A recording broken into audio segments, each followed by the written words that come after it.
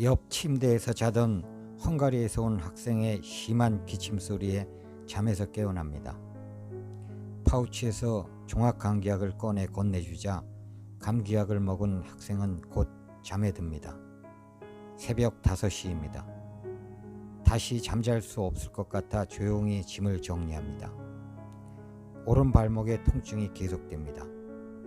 며칠 걸으면 좋아질 것 같던 부기는 여전합니다.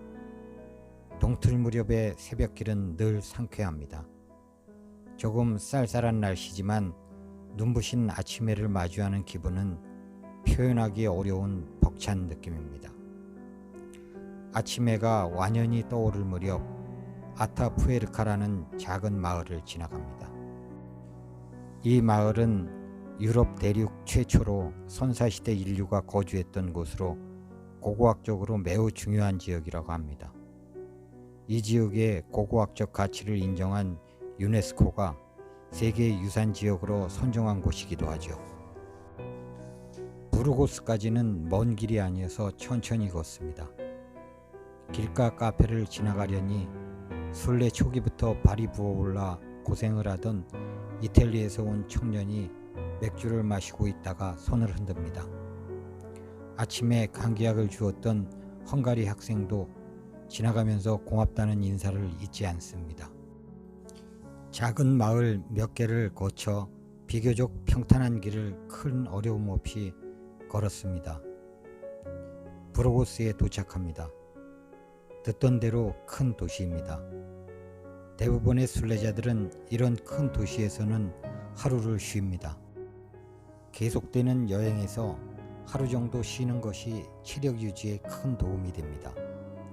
더구나 이런 대도시에는 유명한 유적지들이 있어 하루쯤 시간을 내어 관광을 즐기는 것도 의미 있는 일이죠. 이 도시는 9세기경 인근 지역에 거주하던 기독교도들이 대규모로 이주하면서 커진 도시라고 하죠. 유네스코가 음식의 도시로 지정할 만큼 식문화가 발전한 도시입니다. 우리나라에는 전주가 음식의 도시로 지정되었다고 하죠.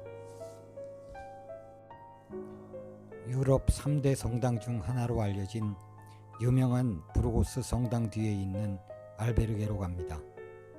시에서 운영하는 이 숙소는 최근 현대식으로 개조하여 내부는 새 건물이나 다름없습니다.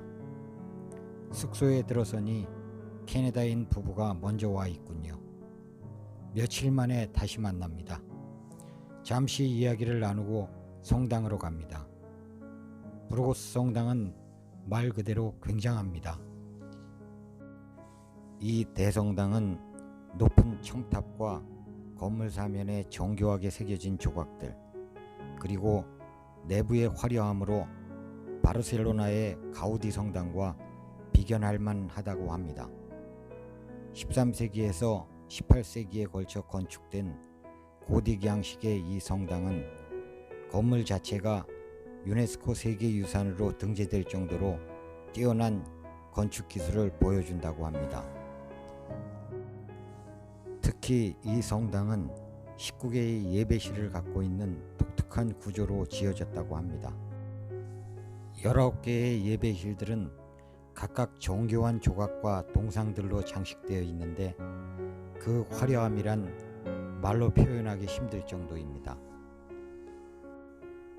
이 성당 안에는 우리에게 엘시드라는 영화로 잘 알려진 로드리고 디아즈 장군과 그의 아내의 무덤이 있다고 하죠.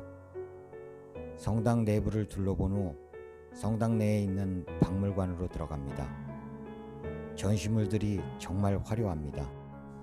박물관에 전시된 수많은 기독교 관련 유물들을 보면서 중세 유럽 문화에 대한 기독교의 영향력을 새삼 느끼게 됩니다. 물론 순례길 곳곳에서 마주하는 성당에서도 느낄 수 있지만 특히 대도시 성당에 들어서면 이를 다시 확인하게 됩니다. 아름답고 황홀하다고 밖에 표현할 수 없는 성당 내부와 박물관을 구경하며 오늘 하루를 마감합니다.